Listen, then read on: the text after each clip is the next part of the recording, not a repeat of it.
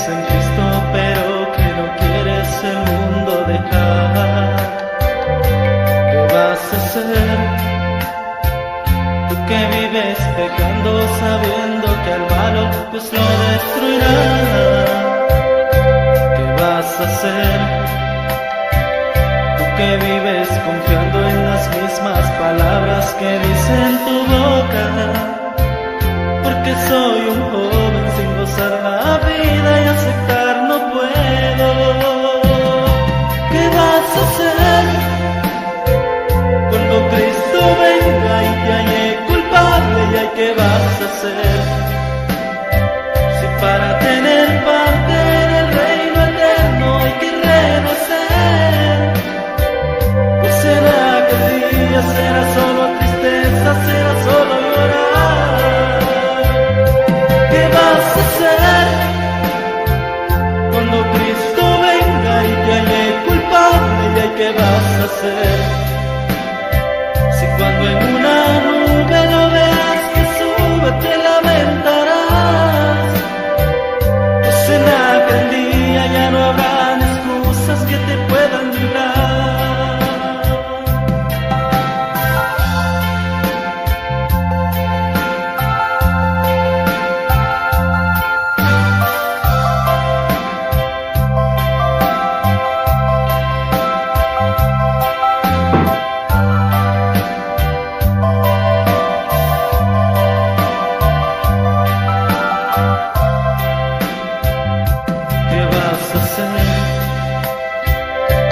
Crees en Cristo pero que no quieres el mundo dejar, ¿qué vas a hacer?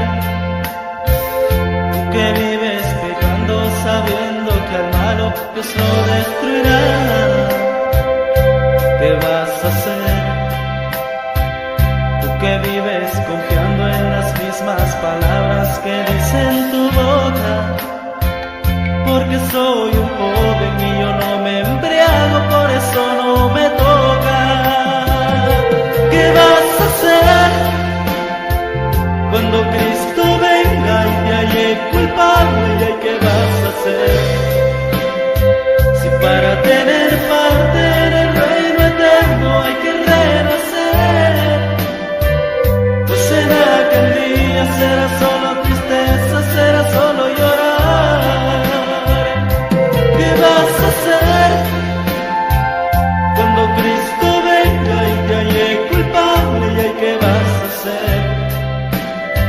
Si cuando en una nube lo veas que sube te lamentarás, pues será que el día ya no habrán excusas que te puedan librar.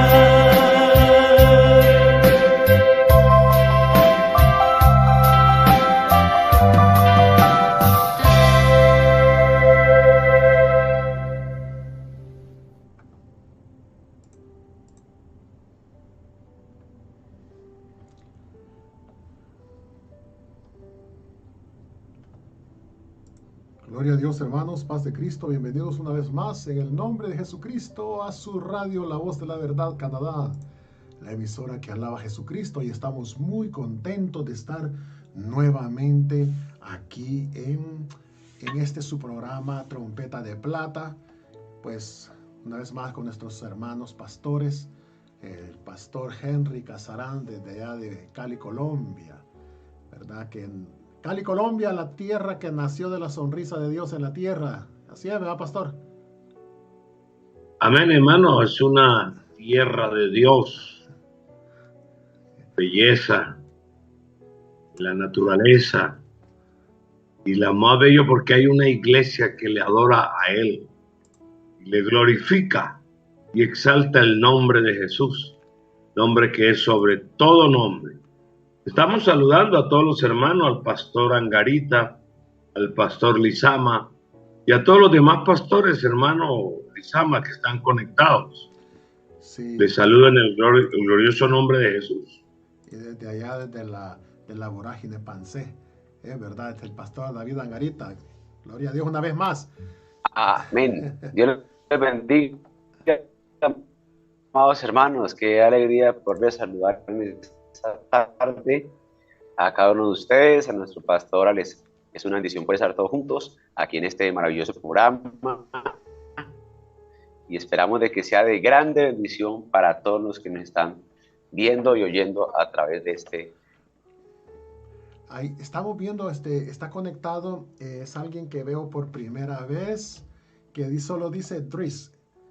A ver si nos puede escribir, dice Dios les bendiga, pastores y hermanos, nos escribe, de dónde nos escribe, ¿verdad? Para tener ya más familiaridad, saber con quién estamos ahí conectados, solo dice Dries, ¿verdad? También nuestro hermano Jorge Ramos él está en Denver, Colorado, está sintonizándonos también.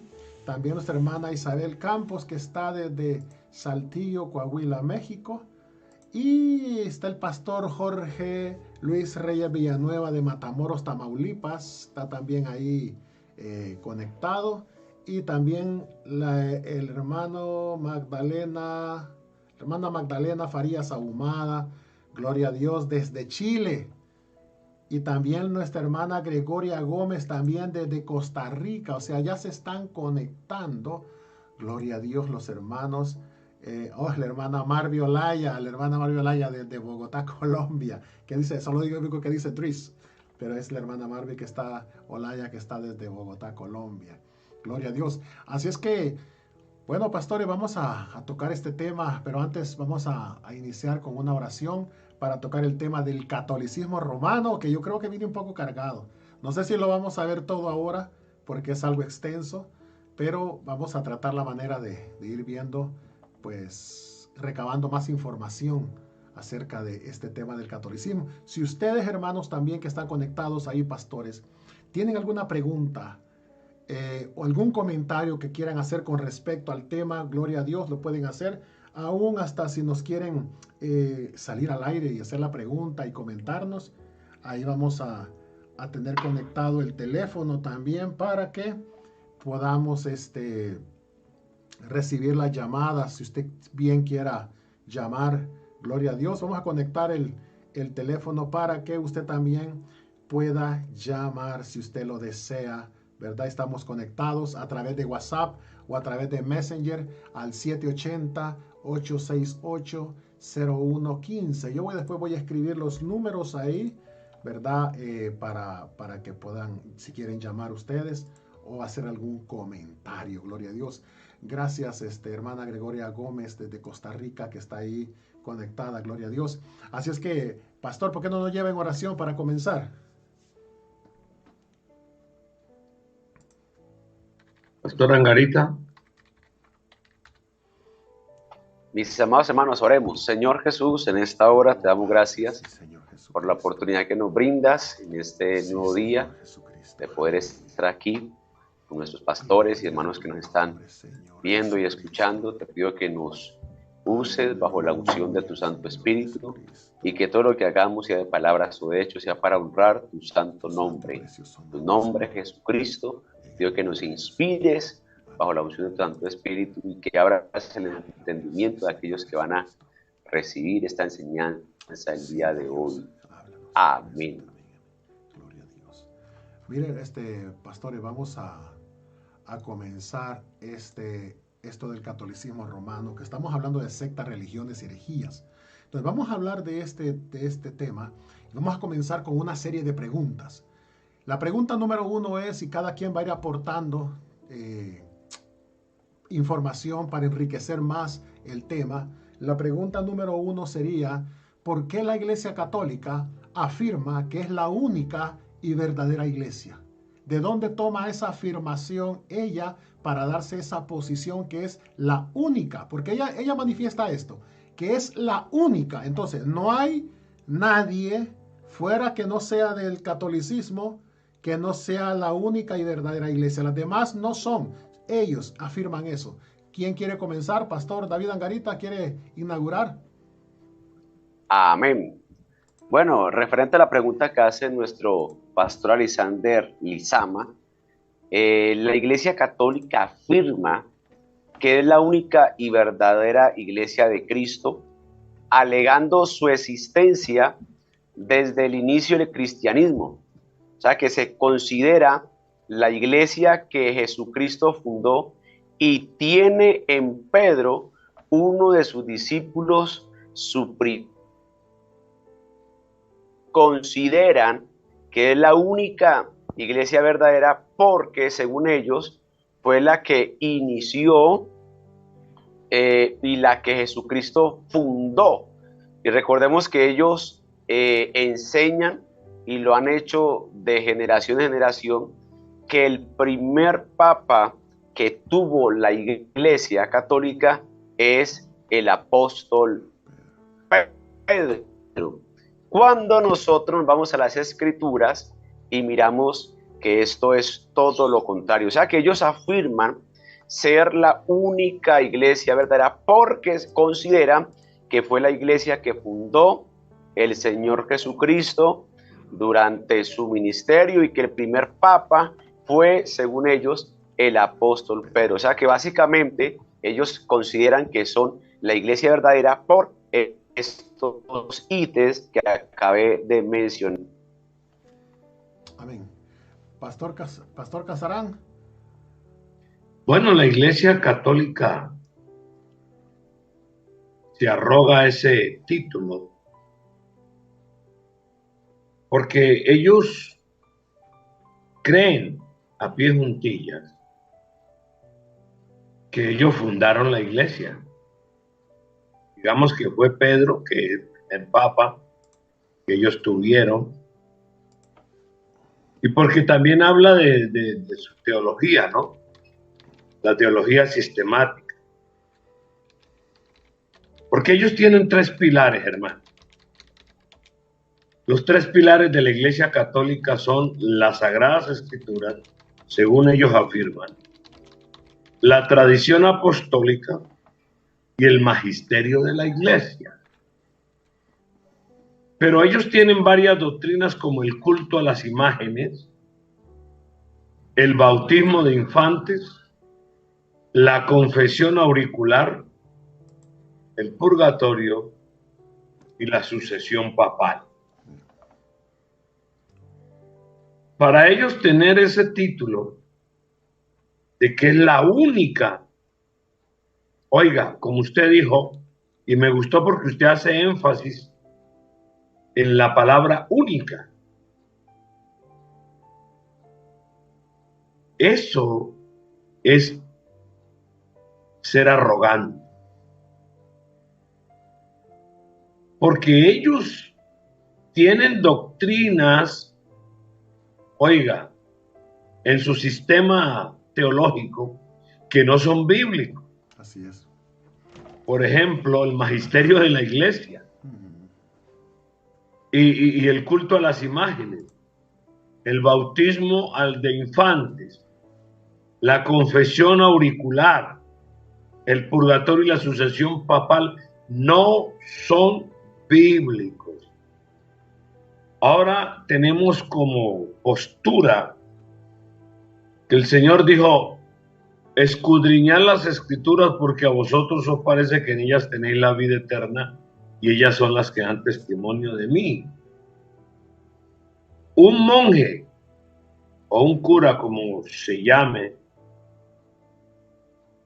él tuvo un postulado que a nosotros como iglesia apostólica nos llama la atención. Y creo que en el desarrollo de este tema, porque como dijo usted, Pastor Lizama, usted dijo hace rato que posiblemente seguíamos con otros programas tocando el mismo tema, porque es muy extenso. Pero es necesario que los hermanos en los diferentes países puedan conocer a cabalidad las cosas. Mire, dentro de las iglesias evangélicas o protestantes, como nos llaman, hay algunas diferencias. Pero de la iglesia católica romana a las iglesias evangélicas, hermano, como hay una diferencia como de aquí al sol, por así decirlo. Abismal.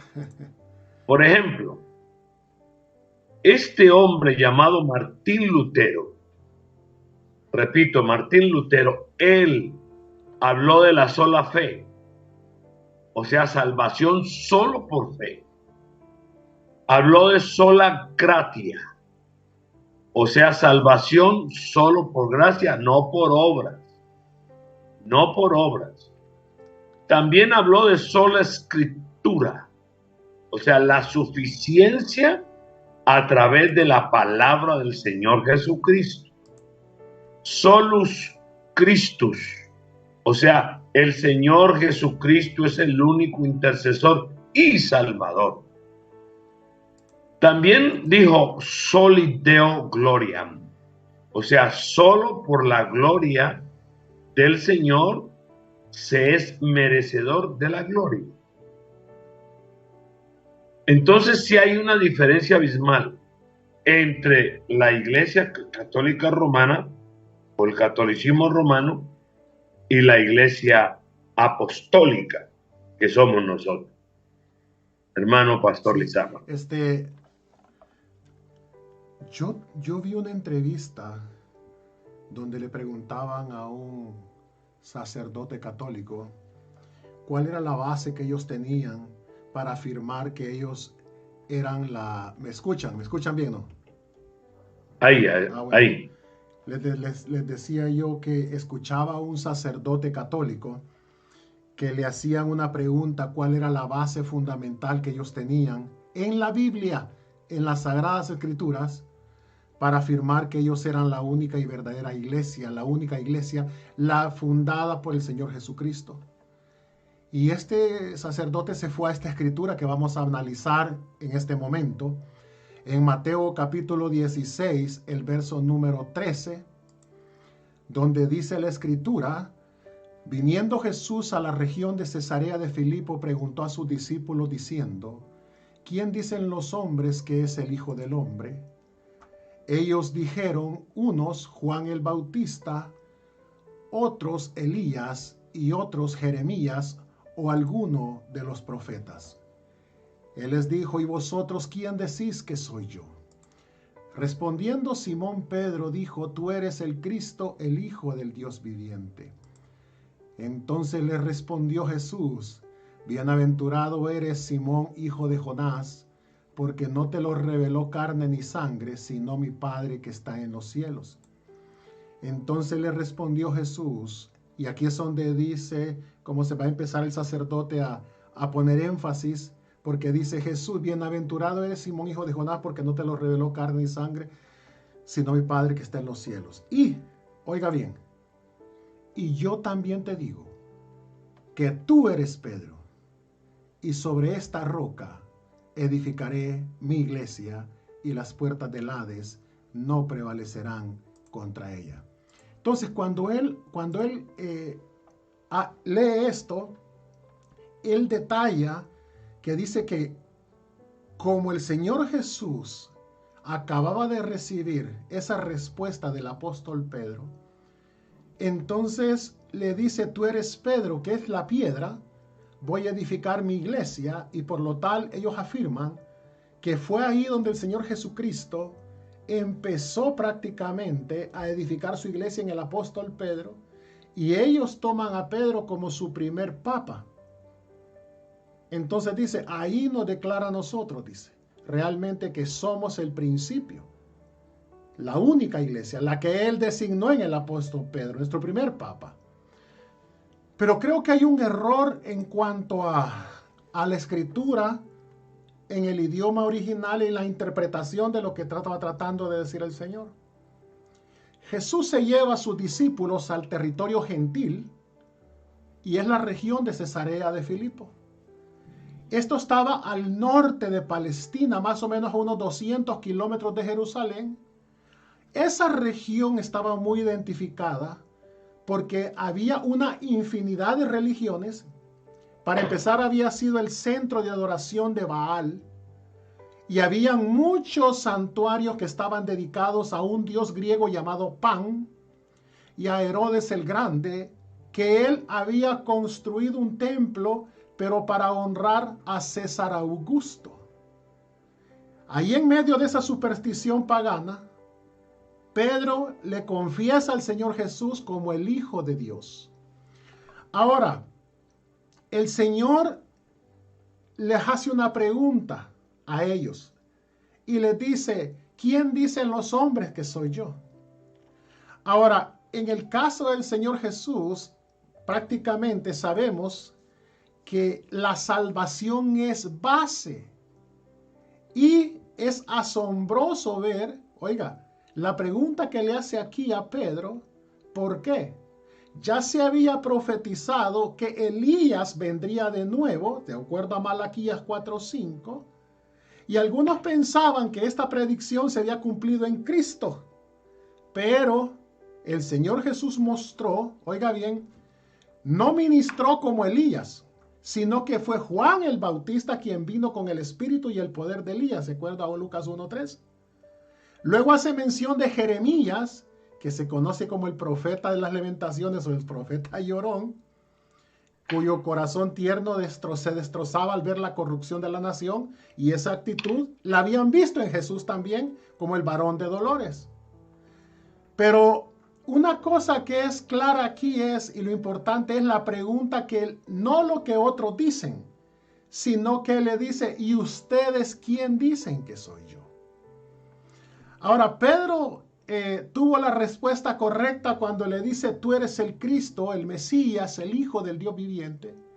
Y fue esa confesión la respuesta de Pedro a la revelación que Dios mismo le da. Ahora, debemos de notar algo aquí, pastores. El Señor, cuando recibe esta respuesta, en el dialecto arameo, que es una lengua, en la cual hay una palabra que puede significar dos cosas, que lo cual en el griego, en lo que está traducido en el Nuevo Testamento, es como un poco difícil explicar en ese dialecto caldo asirio o arameo qué trataba de decir, porque una palabra puede significar dos cosas al mismo tiempo. Ahora, roca. Los judíos conocedores de las Escrituras del Antiguo Testamento reconocieron la roca como símbolo de Dios.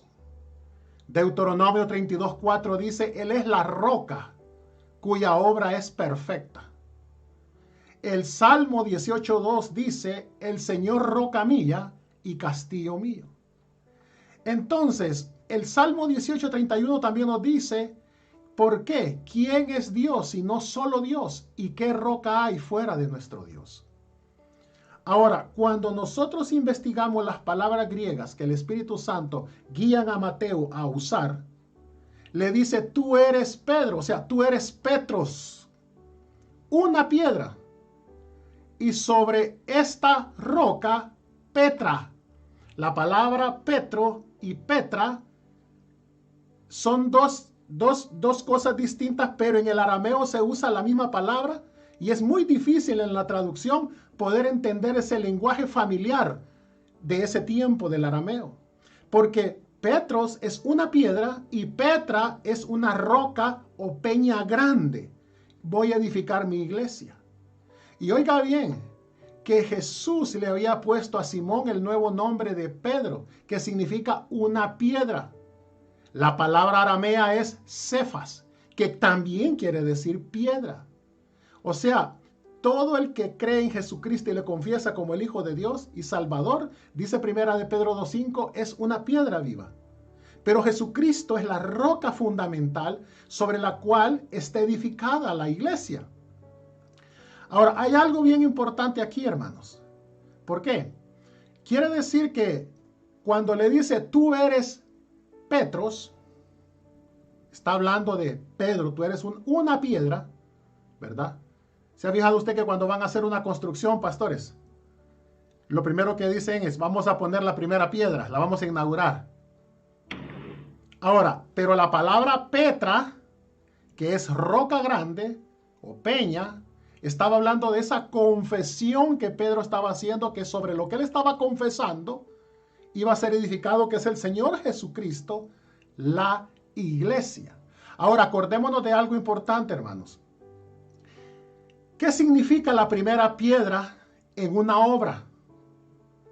Se cree que el rito de la primera piedra atiende ese lapso o prefigura la consagración y significa el lugar destinado como lo sagrado.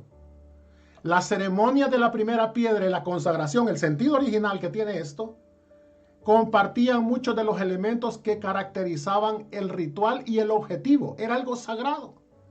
Pero el Señor Jesucristo dijo también que Él era la piedra angular. Entonces, según el ritual operativo, esta piedra angular es prácticamente la del ángulo, la que se ponía en las esquinas de las construcciones. Entonces, la primera piedra que ponían era prácticamente, las demás se colocaban en ángulo posterior y así sucesivamente, siguiendo el curso, ¿verdad?, aparente del sol. Entonces, era importante la piedra del ángulo para poder sujetar, para poder tener firmeza en las demás. Entonces, cuando quiere decir que Pedro es piedra o una piedra, nada más, es porque el Señor estaba inaugurando en él, en la piedra del ángulo, poniendo la primera piedra de la construcción que iba a llevar el apóstol Pedro, preparándolo a través de esa confesión, como diciéndole, ahora sí, vamos al siguiente paso. Y era que este hombre iba a llevar, por decirlo así, el liderazgo en el día de Pentecostés, cuando se inaugura prácticamente la iglesia. Por eso es que Pedro dice en primera de Pedro 2, pero quiero hablar lo que quiere decir piedra viva en la iglesia. Cuando nos llama piedras vivas, lo que vamos a leer en primera de Pedro 2, 4, 9, lo voy a poner. Primera de Pedro 2, capítulo 2, verso 4 al 9, dice así: acercándoos a él, piedra viva, desechada ciertamente por los hombres, mas para Dios escogida y preciosa. Y miren lo que dice: vosotros también, como piedras vivas, sed edificados como casa espiritual y sacerdocio santo, para ofrecer sacrificios espirituales aceptables a Dios por medio de Jesucristo. Por lo cual también contiene la Escritura: he aquí pongo en Sión la principal piedra del ángulo, escogida y preciosa, y el que creyere en él no será avergonzado. Para vosotros pues los que creéis, él es precioso, pero para los que no creen, la piedra que los edificadores desecharon ha venido a ser la cabeza del ángulo, y piedra de tropiezo y roca que hace caer, porque tropiezan en la palabra, siendo desobedientes, a lo cual fueron también destinados. Mas vosotros sois linaje escogido, real sacerdocio, nación santa, pueblo adquirido por Dios, para que anunciéis las virtudes de aquel que os llamó de las tinieblas a su luz admirable. No fue Pedro donde se empezó a edificar la iglesia. No, él fue una primera piedra que Dios estaba poniendo en su majestuosa construcción, que es la iglesia que él mismo estaba edificando, porque él era la piedra del ángulo, ya estaba la piedra del ángulo. Por eso es que dice Efesios 2:20, edificado sobre el fundamento de los apóstoles y profetas, siendo la principal piedra del ángulo Jesucristo mismo, donde estaba ya la firmeza, la piedra del ángulo, la fuerza de todo el edificio, lo que sostenía todo. Ahora lo que estaba inaugurando el Señor es poniendo la primera piedra. Pedro iba a comenzar ahora con el primer mensaje, y ahora todos nosotros somos piedras vivas que estamos edificando ese templo que el Señor está edificando a través de nosotros, ¿verdad?, por el Espíritu Santo. Entonces, eso que inventa la Iglesia Católica, o que han malinterpretado, es totalmente una falacia. Porque las Escrituras claramente nos muestran que la iglesia primitiva, la iglesia que comenzó con los apóstoles en el libro de los Hechos, es la iglesia original. Y yo le hice la pregunta una vez a un católico, cuando él me dijo de que Pedro era el primer papa. Y le dije yo, ¿y para usted es importante el papa, el primer papa? Claro que sí, me dijo, porque es la máxima autoridad dentro de la Iglesia Católica Romana. Entonces le dije yo, si usted tiene tanto respeto por el Papa y todo lo que el Papa, para usted, lo que diga el Papa, usted lo hace. Y me dijo, claro que sí, las palabras del Papa son infalibles. Entonces le dije yo, y si son tan infalibles, y Pedro fue el primer Papa, usted lo primero que tiene que hacer es arrepentirse, porque Pedro les dijo, arrepentíos. y bautícese cada uno de vosotros en el nombre de Jesucristo para el perdón de los pecados y recibiréis el don del Espíritu Santo. Amén. Ahí como Amén. que ya dijo, ¿qué pasó con la voz del primer papa? ¿Qué pasó con la orden del primer papa? ¿Por qué no la han cumplido? Pastor Angarita, ¿vamos a la segunda parte o quiere agregar algo más en esto? Lo que yo quisiera agregar referente al tema en la primera pregunta es que cuando el Señor Jesús le dice a Pedro, sobre esta roca edificaré mi iglesia, también tenemos que mirarlo desde un contexto doctrinal y referente a la enseñanza de la palabra, porque no está hablando tanto de Pedro, sino de la enseñanza que él iba a impartir desde el día de Pentecostés. O sea que es importante nosotros mirar esto, que por eso el primer mensaje, sermón del apóstol Pedro a los judíos fue: arrepentidos y bautícese cada uno de vosotros en el nombre de Jesucristo para el perdón de los pecados. O sea que cuando el Señor Jesús le dijo a Pedro, sobre esta roca edificaré mi iglesia, está refiriendo a la enseñanza, a la doctrina, a lo que ellos iban a pregonar, a predicar, y de igual manera, eso es lo que hace la iglesia de Cristo.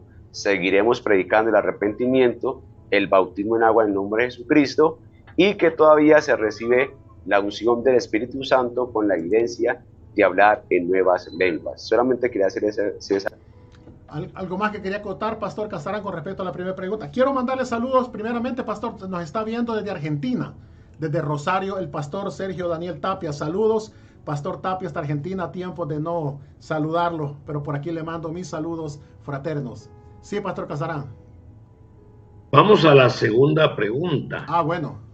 Y esto está muy bueno porque la realidad de los hermanos y las personas que nos están escuchando, viendo y escuchándonos, se edifican. Claro que falta mucho, pues, entrarnos más acerca de la iglesia. ¿Por qué razón ella se arroga ese título? Sí. Porque no, mire que cuando se arrogan el título de que ella es la única y la verdadera, no tienen autoridad escritural. No la tienen. Sí. Quiero saludar también al pastor Juan Ochoa, que está desde Ecuador también. Amén. Sí, pastor. Solamente hay una sola iglesia, la iglesia universal, la iglesia de Jesucristo, la iglesia apostólica. Usted, hermano pastor, ya dijo, Efesios 2:20, edificaos en el fundamento de apóstoles y profetas, siendo la principal piedra del ángulo Jesucristo mismo. O sea, la doctrina apostólica,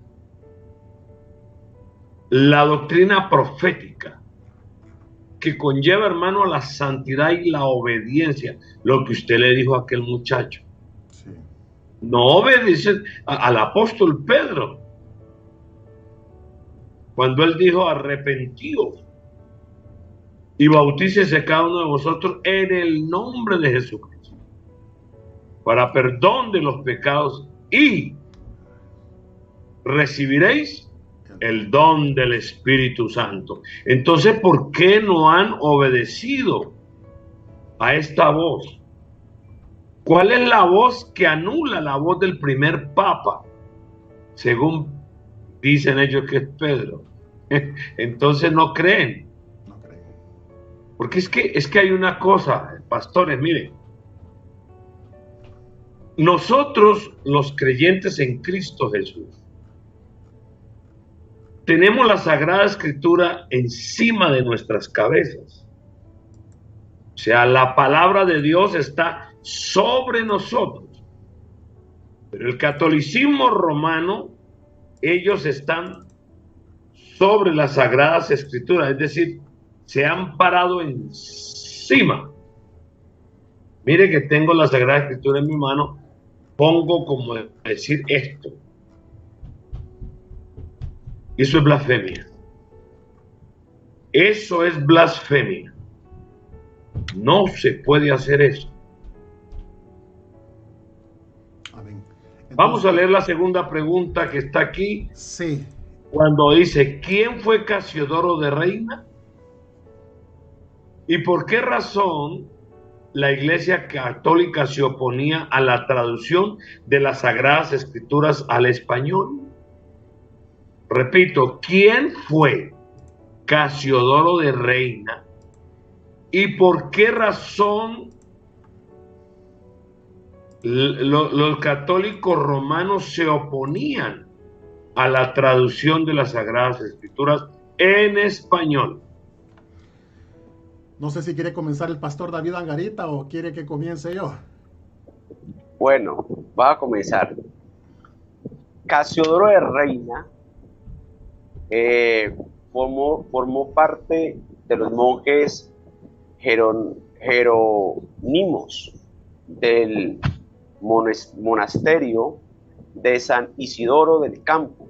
Recordemos que él fue un religioso luterano español converso al protestantismo. Fue muy famoso porque él realizó la traducción castellana de la Biblia llamada del Oso. Recordemos que este hombre tenía varias ocupaciones.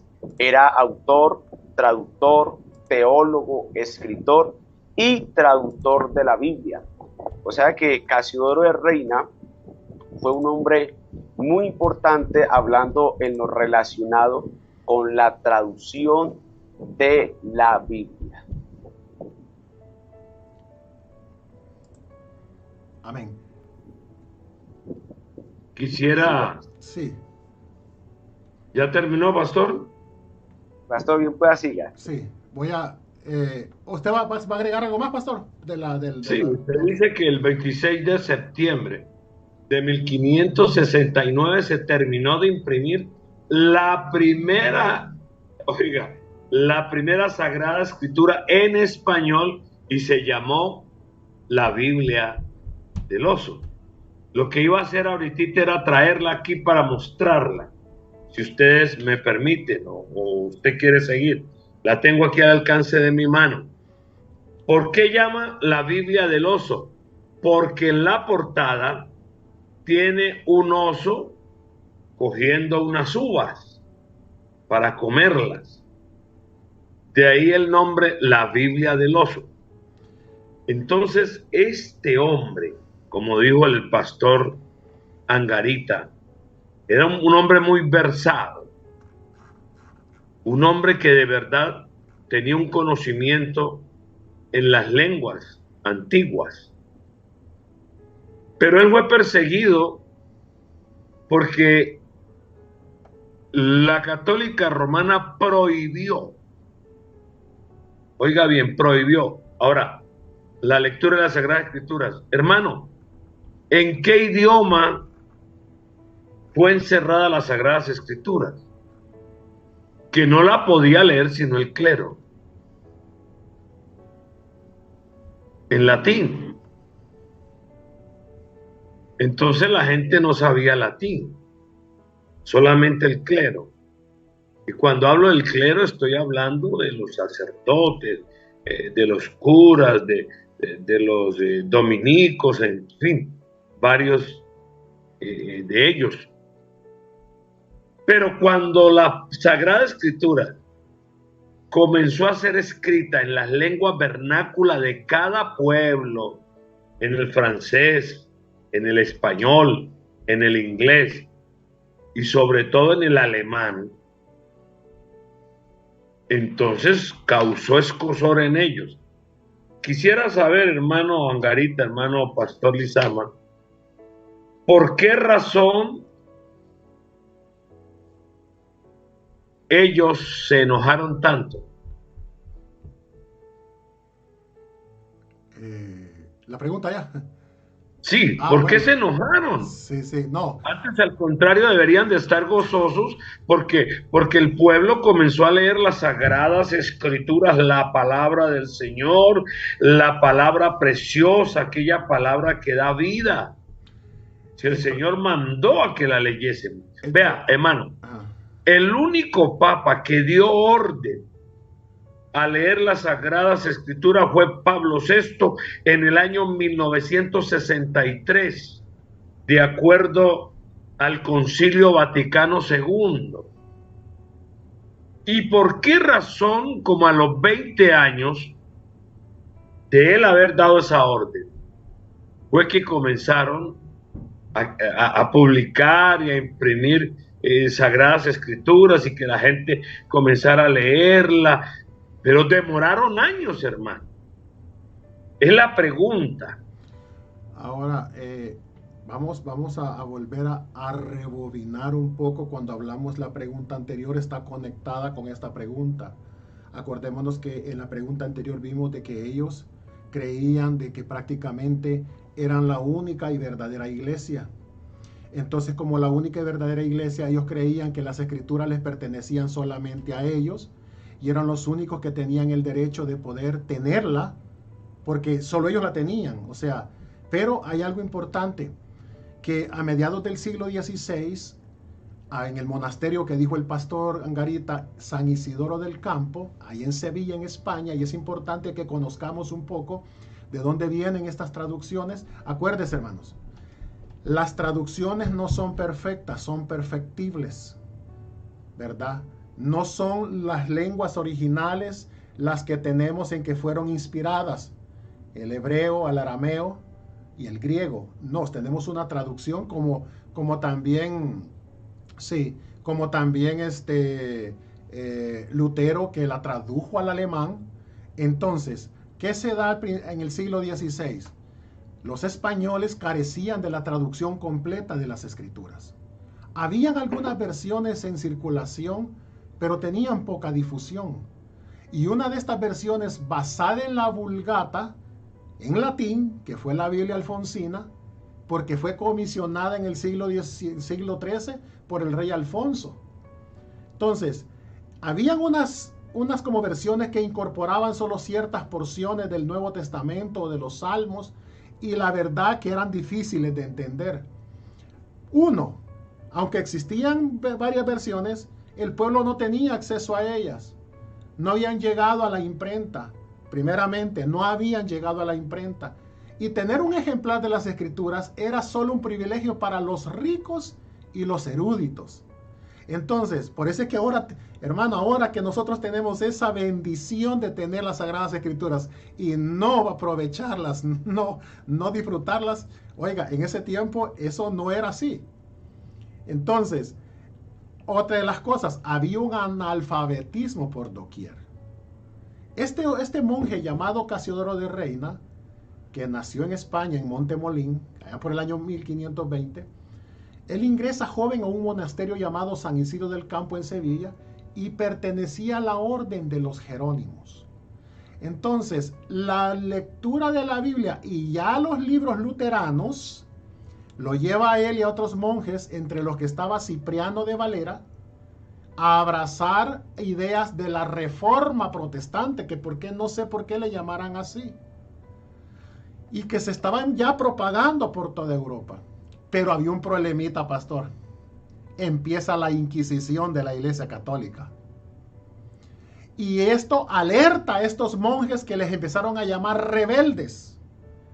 Porque ya en 1557, Casiodoro de Reina con otros 12 frailes tuvieron que darse prisa para abandonar España, porque ya lo buscaba la Inquisición para matarlos, por causa del propósito que tenían ellos de traducir las escrituras al idioma que tuviera facilidad la gente de poderlas leer. Entonces, cuando eso sucede, Elizabeth I asciende al trono de Inglaterra. Casiodoro decide mudarse porque encuentra que la persecución que tenía en España, la corona le permite a él el uso de una iglesia. Entonces, ahí es donde él comienza a dedicarse fuertemente e inicia el proyecto de traducción de la Biblia al castellano. Ahora, déjeme decirle, una vez que la Inquisición toma parte también en Inglaterra por ciertos seguidores, Casiodoro de Reina ya es sospechoso de herejía y ya lo acusan hasta de homosexualismo, de tener relaciones con los hombres. Entonces, eso hace todavía que la persecución todavía sea más fuerte todavía. Entonces, él no termina, debido a eso, no termina todavía la traducción, pero lleva esos escritos con él, los guarda en su huida, para él seguir escribiendo después, aunque ya lo habían desacreditado, ¿verdad? Y comienza esa persecución. Ahora, luego al tener ya el momento él de la persecución, es cuando él más en cuerpo y alma dice que se dedica a traducir la Biblia al castellano, ¿verdad? Así la traducción Reina no usó la Vulgata Latina. Acuérdense que la Vulgata Latina fue traducida por San Jerónimo y está muy llena de errores. Él era un arrogante que decía que dominaba tanto el hebreo como esas lenguas, pero se ha descubierto a través de la historia que está muy llena de errores. Él no toma la Vulgata Latina como el método principal para poder traducir, sino que él se va. Oiga bien, en el Antiguo Testamento toma como base el texto masorético hebreo, y para la traducción del Nuevo Testamento, Reina Valera usa el Textus Receptus, que es un texto griego editado y publicado por Erasmo de Rotterdam, el mismo que usó Lutero para traducir la Biblia al alemán. Entonces, oiga bien, el pastor Casarán enseñó la portada de la Biblia del oso, aunque la portada original es un oso parado en un árbol, pero no comiendo uvas, sino un panal de miel de abejas. Ahora, ¿por qué fue que pusieron esa portada de un oso y le llamaron la Biblia del oso?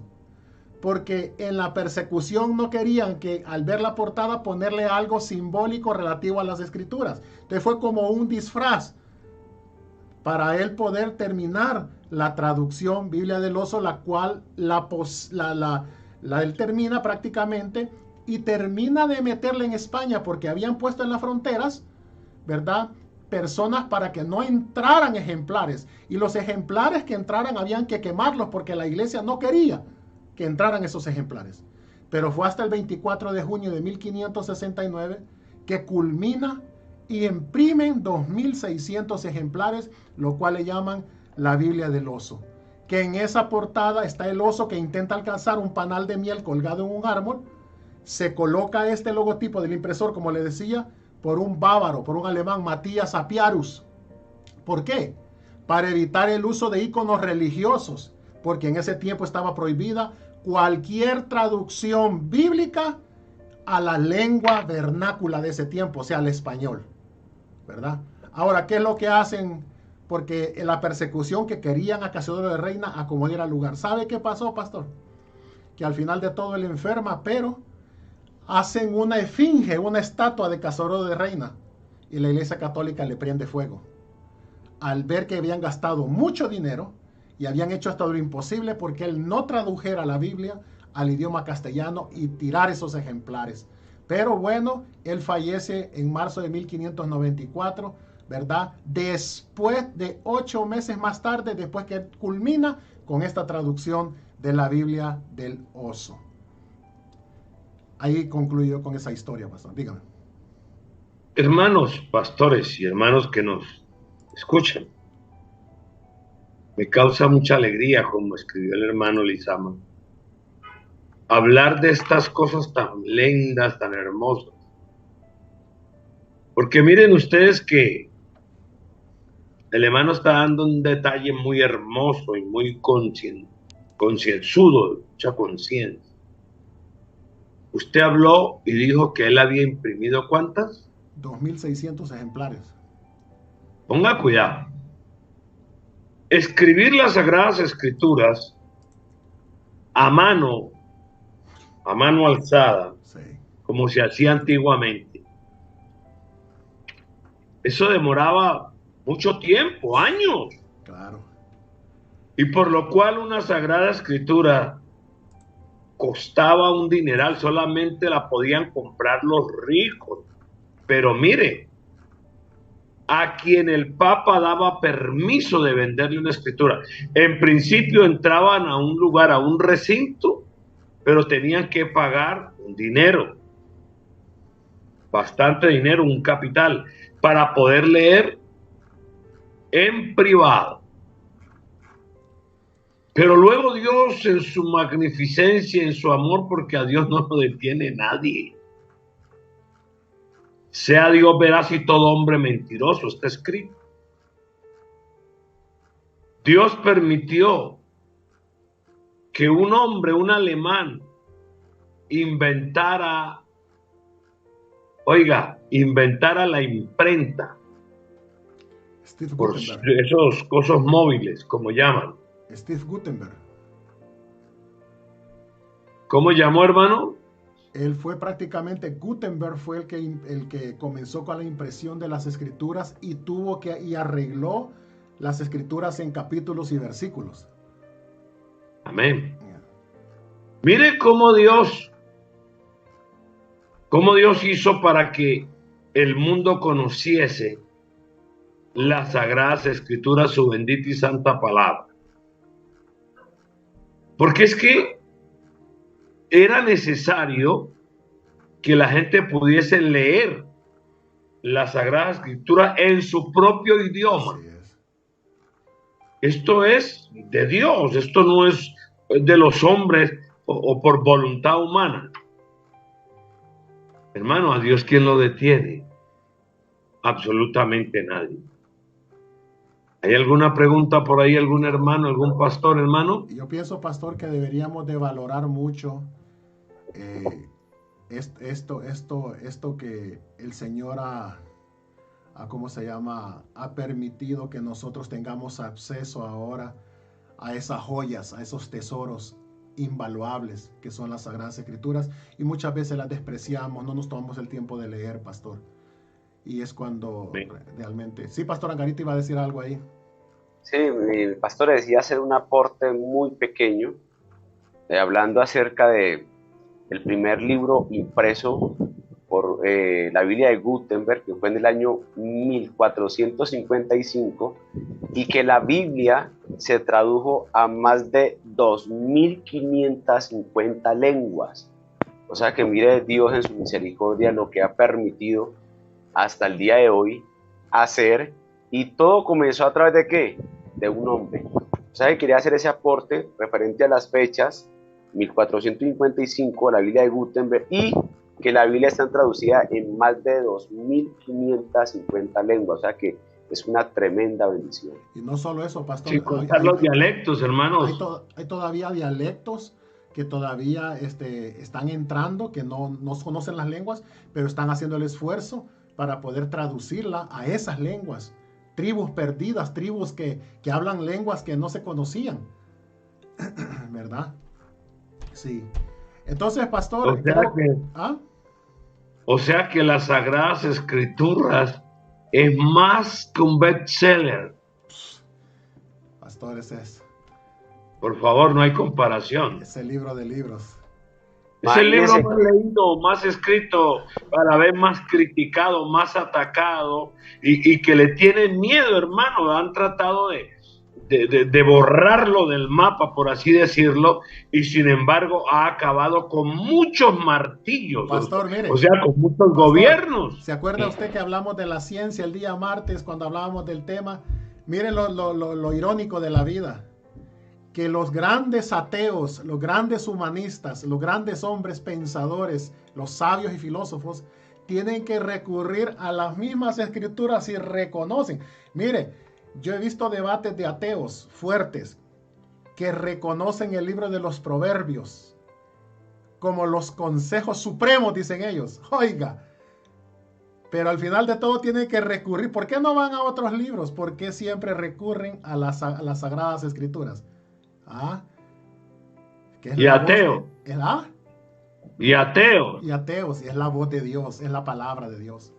Y no solo eso, mis pastores, que la Biblia es el libro más vendido en el mundo. Segundo, aparece varias veces en el Guinness World Record.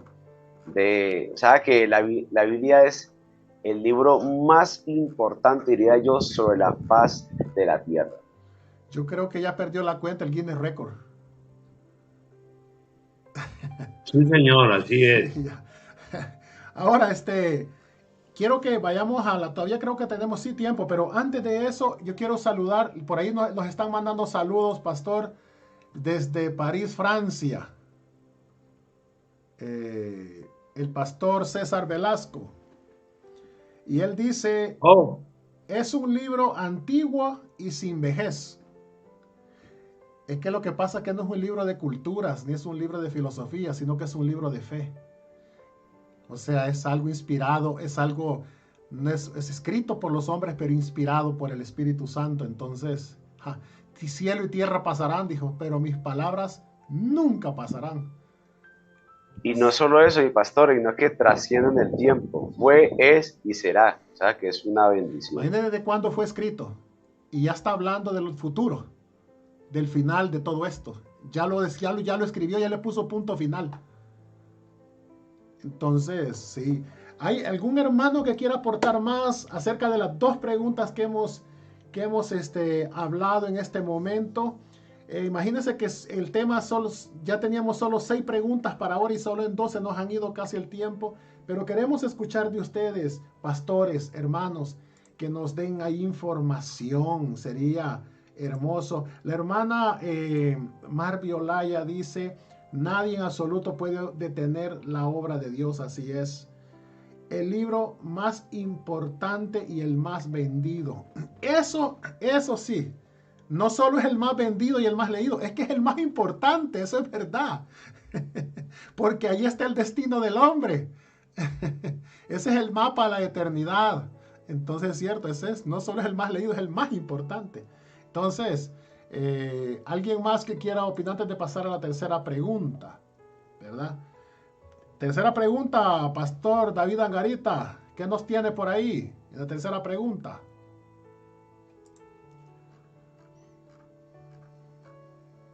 No se le oye, lo tiene apagado el micrófono.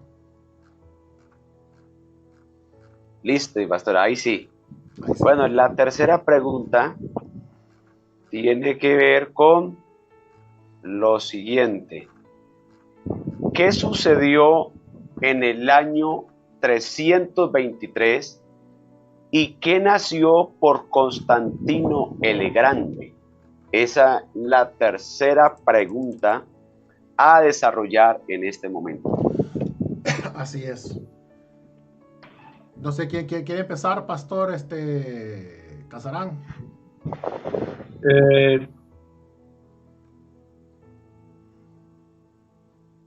Constantino el Grande fue un hombre que le hizo mucho daño al cristianismo. ¿Por qué razón?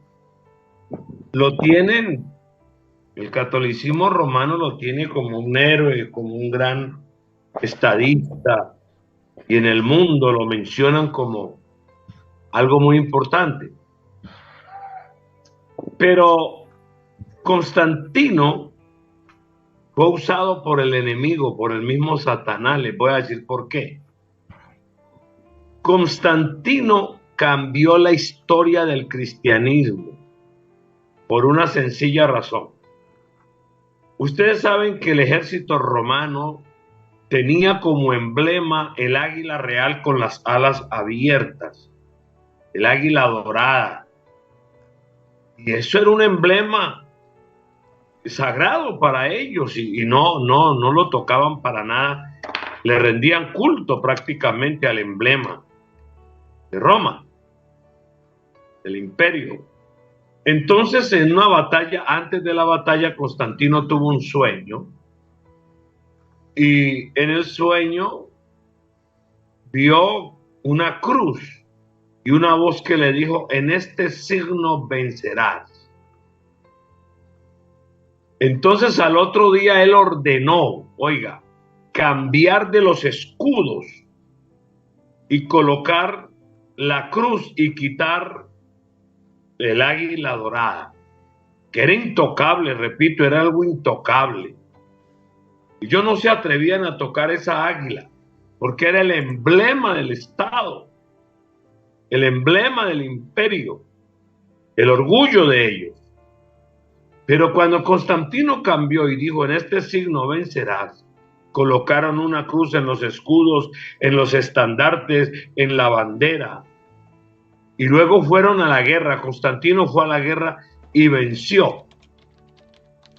Ahora viene lo que digo, ¿por qué le hizo tanto daño al cristianismo?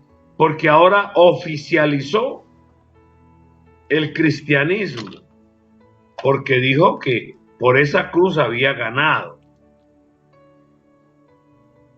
Había tenido un éxito rotundo en la batalla.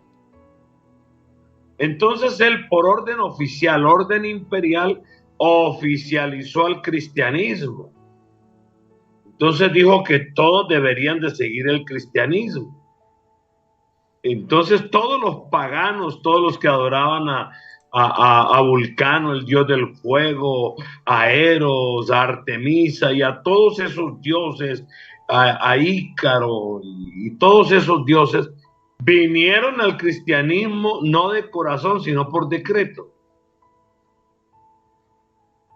¿Qué pasó entonces? Como ellos vinieron al cristianismo por decreto, no por conversión, no por un toque de Dios al alma de ellos, a su corazón, sino por obediencia al mandato del emperador. Porque el emperador no podía ser desobedecido. ¿Qué pasó? Entonces entró la idolatría. Ahí nació el catolicismo católico romano. Vulcano, el dios del fuego, el apóstol Pedro, y lo metieron en estatua a la iglesia. Artemisa, una estatua, la Virgen María, y la metieron a la iglesia. Y entonces entró, ¿cómo se llama eso? La idolatría. Así es.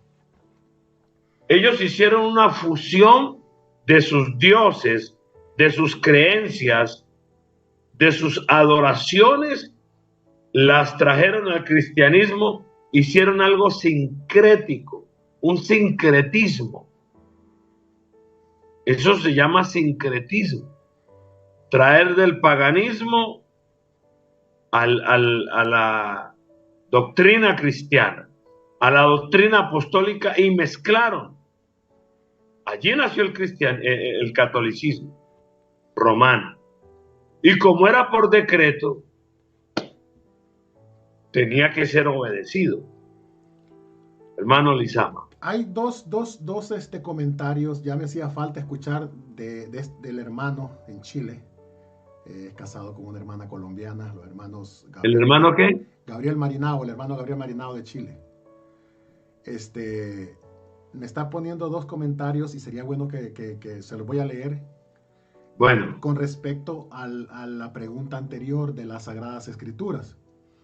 Él dice, lamentablemente en muchas congregaciones se le da una connotación sagrada a la versión Reina Valera, lo que a veces hace un poco difícil mostrar las adulteraciones que han sufrido. Es bueno no cerrarse a nuevos hallazgos arqueológicos y así las versiones de las Escrituras sean más purificadas, obviamente respetando la doctrina de Cristo y sin distorsionar la enseñanza. ¿Qué piensan, queridos pastores? Que dice la verdad, hermano. Teniendo mucho cuidado, sí, y explicando la base. Oiga, la base doctrinal apostólica. Sí. Porque los hermanos tienen que conocer la verdad. Por eso el Señor Jesucristo dijo, y conoceréis la verdad. ¿Y la verdad? ¿Y qué más? Y la verdad os hará libres. Para libres. Hermano, tenemos que conocer a Diocleciano, a Galerio, a todos estos hombres, a todos esos edictos de tolerancia, de Nicomedia y toda esa gente que atacaron el cristianismo. Unos dieron apertura, pero otros la cerraron. Porque es que, hermano, el enemigo ha tratado de perseguir. No, pero lo que él está poniendo es esto, pastor. No sé si yo le estoy entendiendo bien. Si le estoy entendiendo bien, me pone ahí, hermano. Pero lo que él explica es, y yo estoy de acuerdo con él, es que por qué le tenemos que dar una connotación sagrada a la traducción Reina Valera, cuando muchas veces ha presentado, acuérdese, yo dije al principio, la versión que tenemos o la traducción no es perfecta, es perfectible, porque no tenemos los escritos originales. Cuando nosotros vamos a los escritos originales y nos damos cuenta qué es lo que trató de transmitir Dios a través del profeta o de los evangelistas, y vemos ahora las traducciones, hay ciertas diferencias, porque nosotros vemos las escrituras que tenemos ahora desde el punto de vista occidental, pero la escritura fue escrita en un punto de vista judío, oriental. Entonces, eso es lo que yo le entiendo a él, y que no debemos de cerrarnos, porque ahora si usted, por ejemplo, hay mensajes que están interpolados, hay historias en la Biblia que las literalizamos y eran cosas culturales del momento que el Señor tomaba como ejemplo para enseñar, por lo menos la enseñanza del infierno. Ya hemos hablado con usted extra cámaras, que el infierno no es lo que la gente cree, ¿verdad? Y entonces, si el infierno es el final, ¿cuál es el lago de fuego? Si nosotros vamos al original, la palabra infierno no existe en el original griego. No se conoce. La palabra infierno viene del latín inferno, que significa partes bajas inferiores de la tierra. Pero la palabra que el Señor usó, y la usó 27 veces cuando quiso hablar del lugar de tormento, era la palabra Gehenna. El Gehenna, que es el lago de fuego, y el Gehenna era la parte más baja de Jerusalén. Cuando salían de la puerta del estiércol donde sacaban la basura de la ciudad, sacaban cadáveres, animales muertos, ahí quemaban la basura y pasaba quemándose día y noche. Entonces el Señor, cuando los lleva a ellos ahí, les dice, así será, y hace la comparación del Gehenna, porque ese lugar se llamaba así, ese lugar, Gehenna. Pero entonces una palabra sinónima. Exacto. Es un sinónimo. Cuando hablamos de que las puertas del Hades no prevalecerán contra su iglesia, estábamos hablando de un lugar al pie del monte Hermón llamado las Cascadas de Bania, que cuando la nieve se derretía, caía y hacían cascadas, y allá hacían desenfrenos y orgías, y le llamaban la puerta del Hades o la puerta del infierno, a 200 kilómetros de Jerusalén, y el Señor los llevó por ahí para decirles a ellos, esta es mi iglesia, y las puertas del Hades no van a, o sea, la maldad, el pecado, no va a prevalecer contra mi iglesia. Entonces, cuando vemos eso, yo le entiendo al hermano lo que dice, porque queremos literalizar y predicamos a veces, pero cuando vamos a los originales, nos damos cuenta, hermano, de que el mensaje es otro. Entonces, a eso creo que él se refiere. No sé si será así, hermano Gabriel Marinao, lo que, por eso dice él, no es bueno cerrarse. Porque si usted da estas explicaciones a los pastores, ¿qué le dicen hoy en día? Ya se torció. Este hombre ya se hizo trinitario. Este hombre ya se hizo aquí, ya se torció. ¿Verdad? Porque señal de estudiar y conocer significa señal de perderse. Y no es eso. Pero como usted dijo también, siempre respetando los parámetros bíblicos. ¿Verdad? Entonces, a eso es lo que... Ahora, con referente, pastor, a lo que estamos hablando del concilio de Nicea, ¿qué fue lo que pasó? ¿Y por qué Constantino tuvo que intervenir? Aquí vamos a otra enseñanza. A nosotros se nos ha enseñado de que en el 323, en el concilio de Nicea, prácticamente ahí nació la Iglesia Católica y ahí nació la Trinidad. Y no fue así. Acuérdese que en la historia del catolicismo surgieron 7 concilios. Y cada concilio que ellos se reunían hacían reformas, hacían cambios, iban creando cosas. El concilio de Nicea, que fue el primero, se da una controversia entre los arrianos y el concilio de Nicea. ¿Qué es lo que nace en el primer concilio? El famoso credo atanasiano del catolicismo. Eso es lo primero, porque se da un debate entre que ellos decían, nosotros creemos en un Señor Jesucristo, el Hijo de Dios engendrado como el unigénito del Padre. Es decir, de la sustancia del Padre, Dios de Dios, luz de luz, Dios verdadero de Dios verdadero, engendrado, no hecho consustancial al Padre, el credo de Nicea. Entonces, se da esa controversia teológica porque en los tiempos del apóstol Pablo fue una relación de cuestión entre judíos y gentiles. Después aparece la amenaza del gnosticismo en el libro de los Hechos y otras doctrinas. En el siglo III, cuando Cipriano era obispo de Cartago, se debate la restauración o la cuestión de cómo restaurar de los caídos. entran en controversias, ¿verdad? Porque habían sido factores que limitaban ese fragor de las contiendas. Ahora, note bien, el primero era el único modo de ganar el debate frente a los contrincantes, era la fuerza del argumento o de la fe. Habían dos bandos que estaban interpretando diferente el evangelio.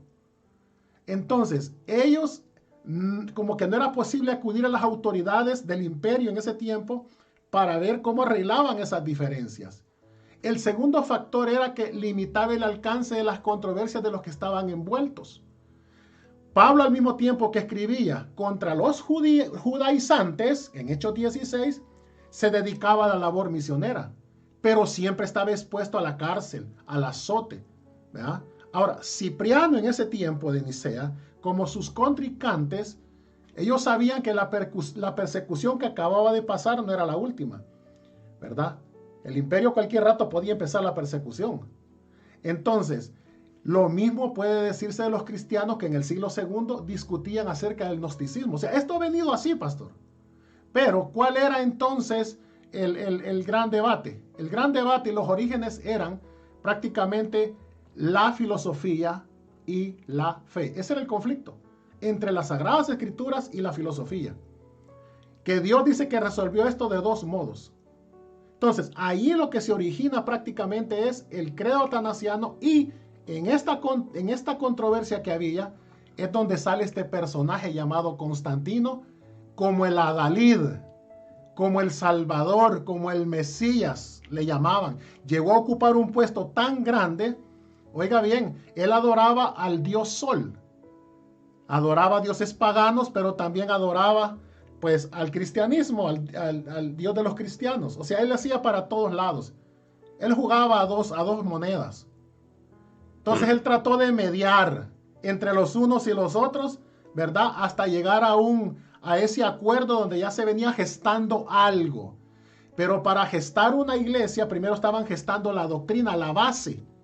Ya tenían aquí el credo atanasiano. Venían por lo que es la Trinidad. Entonces, ese era el papel en este punto de Constantino. Pastores, Pastor David Angarita. Mi pastores, y no solo eso, sino que en el 323 Constantino, además de revolucionar la posición del cristianismo, recordemos que él declaró los derechos igualitarios para todos los cristianos. Segundo, le construyó iglesias. Tercero, los eximió de los impuestos hasta sustentar a los clérigos. O sea que en ese contexto, Constantino ya estaba siendo un hombre muy venerado. Tanto así que él, en ese contexto, aquí es donde podemos colocar el inicio del catolicismo romano. Porque recordemos que el cristianismo se convirtió en la religión oficial del imperio y mucha gente entró a la iglesia tan solo porque era la religión del gobierno. O sea que es importante como tener la claridad referente a eso, porque en ese contexto recordemos que los verdaderos cristianos ya fueron marginados por no estar de acuerdo con la situación la cual se venía presentando en el imperio. O sea que es importante como tener esto muy en cuenta, sabiendo que en ese contexto también se formaron grupos separados. ¿Por qué? Porque siempre marcharon en paralelos con la iglesia, a tal situación que muchos de ellos iban a la iglesia o se hacían parte de la iglesia por intereses políticos y sociales. Y con el transcurso de la historia, esos cristianos que no aceptaron ese esquema el cual estaban planteando el Imperio Romano, ahí es cuando ellos comenzaron a ser perseguidos por muchos, y ahí es donde los llamaron herejes de la iglesia por no estar de acuerdo con lo que ellos profesaban en el momento. Oiga, pastor, usted lo que acaba de decir, pero quiero hacer una acotación. Acordémonos que cuando hablamos del siglo I y el siglo II, estamos hablando de persecuciones de la iglesia primitiva. Entonces, a partir del siglo III, se da como un descanso, por decir así, ¿verdad? Porque ya lo que pasa en ese tiempo es que se forman dos partidos. Y este tenía ciertos textos bíblicos favoritos o razones lógicas, y este tenía otras. Entonces se da ese debate, ¿verdad?, entre los arrianos y los otros. Arrio lo que proponía era lo mismo que decía Alejandro, que a fin de cuentas lo que deberían de hacer es abandonar el monoteísmo cristiano para seguir el esquema de Alejandro de que habían dos que eran Dios y por tanto dos dioses, el Padre y el Hijo. Ese era el gran problema. Lo mismo como que ahora nos pongamos nosotros a debatir entre el monoteísmo, la unicidad y la Trinidad. Entonces aquí se estaba gestando esto. Y agarraban escrituras, no, son dos dioses, no es un solo Dios, no es, abandonemos el monoteísmo cristiano del siglo I y el siglo II. Entonces Alejandro respondía que la posición de Arrio negaba la divinidad del Verbo y por tanto de Jesucristo. Entonces la iglesia desde los inicios había adorado a Jesucristo como el único y verdadero Dios y siempre lo ha seguido haciendo hasta el día de hoy, ¿verdad? Pero ellos no estaban de acuerdo a eso, eran inaceptables. Entonces Arrio decía debía estar equivocado. Entonces ahí ese es el problema que se da. Entonces Constantino, cuando ve ese problema, aprovecha, porque él sabe que eso le va a traer a él rédito no solo político, porque era un político, sino que también dentro de lo religioso. El hombre era un aprovechado, ¿me entiendes?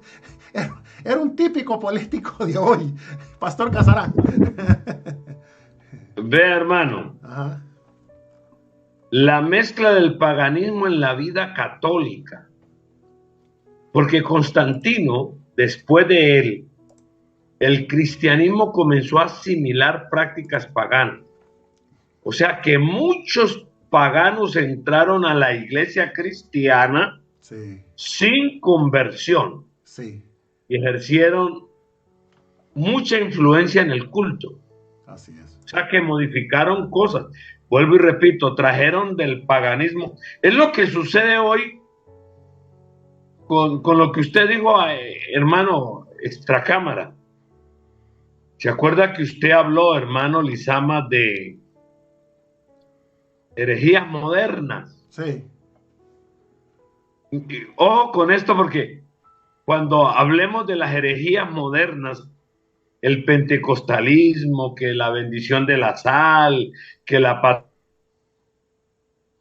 que la bendición de la escoba, y bueno, una cantidad de mentiras tan horribles. El pentecostalismo, oiga bien, y esas herejías.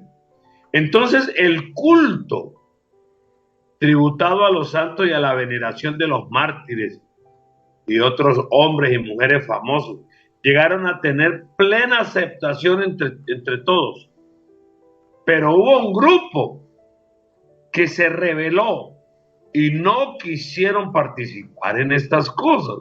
Fueron los verdaderos hombres de Dios que guardaron la línea doctrinal apostólica y fueron perseguidos. Ustedes lo saben, hermano, fueron perseguidos. Entonces, hubo mezclas de diferentes de ceremonias paganas heredadas de las otras religiones, ceremonias sacerdotales y del Antiguo Testamento. Es decir, lo mezclaron. Imagínese usted. Usted qué día me hablaba, hermano Lizama, de acerca de esa expresión que tiene el pueblo judío para saludar. ¿Cómo llama? Shalom, el saludo. Sí, pero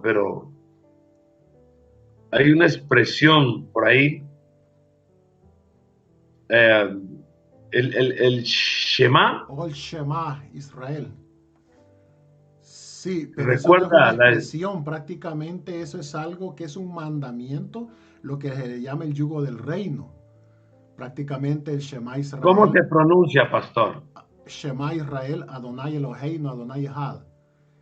Que es Muy bien. Israel, el Señor nuestro Dios, el Señor. Póngale bien cuidado, hermanos, que le dieron una vuelta los otros, los árabes. Sí. Le dieron una vuelta. Pero es una copia.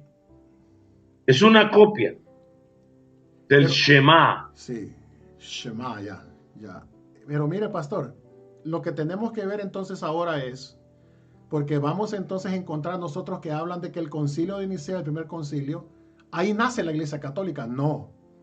Lo que tenemos que ver es que cuando Constantino ve la oportunidad para ponerle fin a este asunto y quedar él como el líder, entonces se pone de acuerdo con los líderes y llaman a un concilio. Esto no fue, acuérdense, estamos en el 323 cuando empiezan el debate, la controversia. Llegamos al 325 en la ciudad de Nicea, en el Asia Menor, cerca de Constantinopla, y en esa asamblea se le conoció, oiga bien, como el primer concilio ecuménico, es decir, universal, católico. Ahí tenemos ya el primer título. Todavía no está la iglesia, pero ya se le llamó el concilio, primer concilio ecuménico universal, que universal significa, pues es la palabra católico o católica. ¿Cuántos obispos exactamente asistieron ahí? No sé, la historia no describe, pero más o menos dicen que fueron como unos 300. O sea que era importante comprender qué es lo que estaba pasando ahí, ¿verdad? Y varios de los que iban a asistir a ese concilio ya habían sufrido cárceles, torturas, exilio poco antes. Todavía llevaban en sus cuerpos las marcas físicas. Entonces, cuando los invitan a reunirse a esa ciudad de Nicea, el emperador mismo, pastor, cubrió todos los gastos de ellos. Oiga bien. Y muchos de ellos, de los que estaban ahí, se conocían solamente de oídos por correspondencia. Primera vez en la historia de la iglesia que ahora tenían una reunión universal de su fe. Entonces, mire lo que pasa ahí, lo que se da en ese concilio. Ahora, iba a haber una elección de obispos ya, una elección de presbíteros. La asamblea ya estaba aprobando una serie de reglas para readmitir a los caídos. ¿Sabe quiénes son los caídos, verdad? Es cuando la Santa Madre Iglesia, oiga lo que dice la Santa Madre Iglesia ahora, como se denomina. ¿Sabe qué dice? Dice, todos aquellos que creen en la Trinidad, y eso lo dijo el Papa Juan Pablo II en el jubileo del año 2000. Él dijo públicamente, todos aquellos que creen en la doctrina de la Trinidad, que vuelvan a la Madre Iglesia porque de aquí han salido. Porque tienen la misma doctrina. Entonces, eso es lo que estaban discutiendo ahí. ¿Por qué? Porque habían unos que ya, los obispos que procedían del oeste, ahí estaba un joven diácono, ahí, que se iba a hacer después famoso como un gigante de la Reforma en el siglo IV, a Atanasio con su famoso credo atanasiano. Este grupo era de Alejandro, o sea, de Alejandría. Estos obispos venían del oeste, es decir, de donde procedía el imperio, donde se hablaba el latín. Y no estaban interesados en especulaciones teológicas. Para ellos, oiga bien, pastor, la doctrina de la Trinidad se resumía en una vieja fórmula enunciada por Tertuliano más de un siglo antes. Una sustancia en 3 personas. Otro grupo, no de más de 3 o 4, sostenía posiciones acerca del patripacionismo. Es decir, la doctrina sobre la cual el Padre y el Hijo son uno mismo. Y por tanto el Padre sufrió en la cruz. Aunque mire todo lo que estaba saliendo ahí. Pero al final de todo, lo que se estaba gestando ahí era el credo atanasiano, la doctrina de la Trinidad, ya dándole forma, y ya tenían prácticamente la elección y las reglas de lo que se venía a gestar, que más adelante en los concilios, si los vemos, vamos a ver que nace la Iglesia Católica. Hasta aquí yo voy a aportar, no sé si algo más quieren aportar ustedes ahí. Yo quiero terminar algo que empecé ahora, hermano. Sí.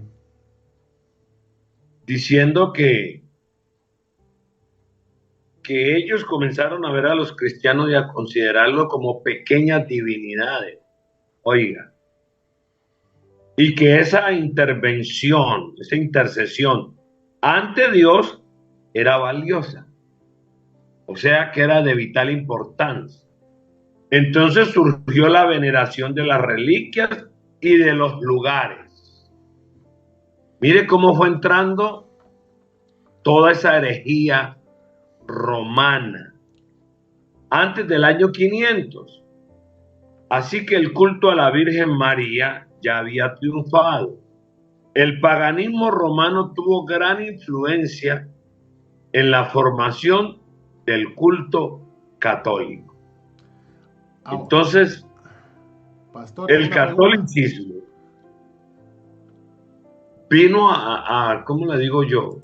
Como a degenerar, hermano, la verdadera doctrina apostólica, edificados en el fundamento de apóstoles y profetas, siendo la principal piedra del ángulo Jesucristo mismo, pero eso no sucedió en ellos. Mire lo que dice aquí en la historia, que vieron a los santos como pequeñas divinidades. Y la intercesión, o sea, la oración, fue considerada como valiosa delante de Dios. ¿Qué le dice esto, hermanos? ¿Qué nos dice esto? Sarmantir de Porres, que el Señor de las Caídas, y cada uno de ellos tenía su, ¿cómo se dice? El poderoso del Buga. Su seguidor, con sus oraciones especiales. Sí. El Señor de las Caídas, el Señor de los Milagros. Bueno, en fin, igual que el paganismo antiguo, hermano. El paganismo romano. Hay una pregunta para ustedes aquí, se la voy a trasladar. Dice el pastor Juan Ochoa desde Ecuador, dice, nosotros, bueno, la Biblia no nos dice que Pedro haya sido papa, pero entonces, ¿por qué los católicos conectan a Pedro con Lino, el sucesor de Pedro? ¿De dónde sacan esa sucesión papal? De aquí. De aquí la sacan. Si no está en la Biblia, la sacan de aquí. Por eso expliqué yo cómo conectan ellos. Es puro, por eso se llaman ismos humanos, pensamientos. Sale del puro paganismo. O sea, esa sucesión papal dentro de la... Ahí estamos hablando ahorita que en el concilio de Nicea ya están eligiendo presbíteros, están eligiendo obispos, ya las reglas cómo van a formar todo, y todavía falta que vayamos a conocer cómo eligieron al primer papa. Pero si ellos conectan con, si usted estuvo en el programa desde el principio, cómo ellos conectan Mateo 16:13, la confesión de Pedro, ¿verdad? Como el comienzo de que él fue el primer papa y esa es la única y verdadera iglesia. Entonces, ellos de ahí sacan todo eso, de la mente de ellos. Pastores, ¿hay algo más que quieran agregar a lo que acaba de preguntar el pastor o alguna otra cosa?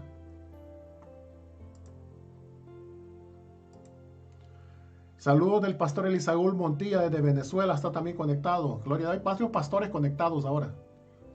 Qué bueno, saludos. Sí. ¿Algo que quieran agregar con respecto a la pregunta del pastor o algo más que quieran decir para despedirnos? Hay mucho, pero el tiempo se fue. Creo que seguimos en el programa, hermanos.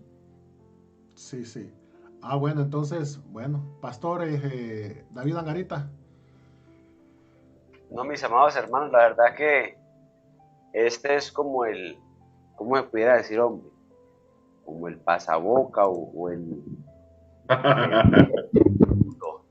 a lo que se viene, de verdad que una tremenda bendición. Referente a la pregunta que hace el pastor, no hay, la respuesta que usted dio muy acertada a lo que él está preguntando. Sí, como muchas cosas de hoy en día que podemos preguntar, ¿de dónde han salido estas cosas que hacen muchas iglesias? Si no están en la Biblia, yo simple y sencillamente, si no están en la Biblia, están en la mente del hombre. Como muchos dicen, Dios me reveló, Dios me mostró, Dios me dijo. Y ahí donde sacan todas esas cosas que no son. Sí. Entonces, gloria a Dios. Vamos a orar entonces para despedirnos, pastores. Y el otro jueves, primeramente Dios, seguimos con este tema del catolicismo, porque esto va a ir para un poquito más para largo. Hay mucha información. Los hermanos de pronto quisieran conocer cómo ellos inventaron los papas, cómo inventaron tantas cosas, los santos, cómo metieron todo eso, que no estaba en la iglesia primitiva y de ahí nace, ¿verdad? Todas esas cosas. Pastores, una oración antes de despedirnos para poder ya... Bien. Bueno, Angarita, sí, pastor. Señor Jesús, te damos gracias en esta hora por tu infinito amor y misericordia, por la oportunidad que nos diste de poder impartir esta enseñanza. Te damos gracias, Señor, porque sabemos que muchos han sido edificados. Su entendimiento ha sido abierto para entender, Señor, lo importante que es estar aferrados a tu palabra. Bendice a cada uno de mis pastores, sus familias, congregaciones, a todos nuestros amados hermanos, igualmente pastores. Bendícenos con toda bendición y ayúdanos, Señor Jesús, a seguir adelante con este hermoso programa dentro de 8 días. Amén. Amén. Gloria a Dios.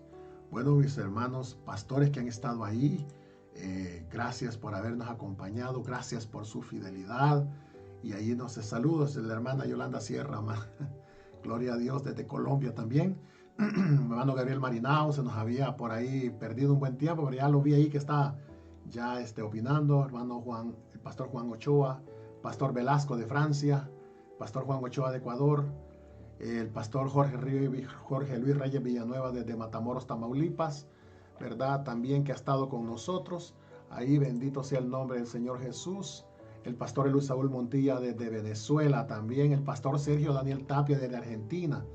Gloria a Dios. Así es que un saludo especial a todos ustedes. Y nos vamos a ver primeramente Dios el próximo jueves. El martes no sé si vamos a tener programa todavía, pastor. Tenemos por ahí un tema muy, muy candente.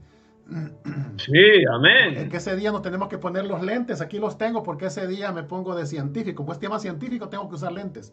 Ahora no.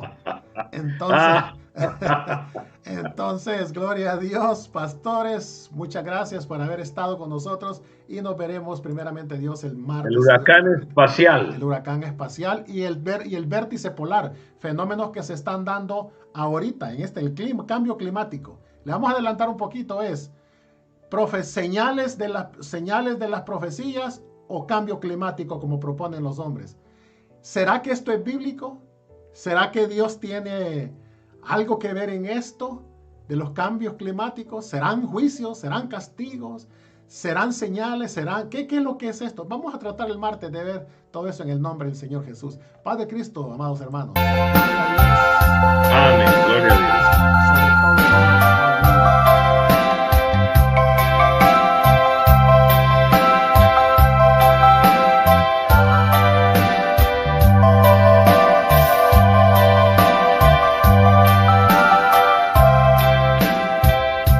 ¿Qué vas a hacer?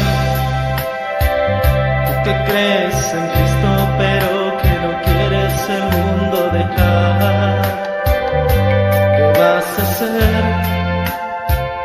Tú que vives pecando, sabiendo que al malo Dios lo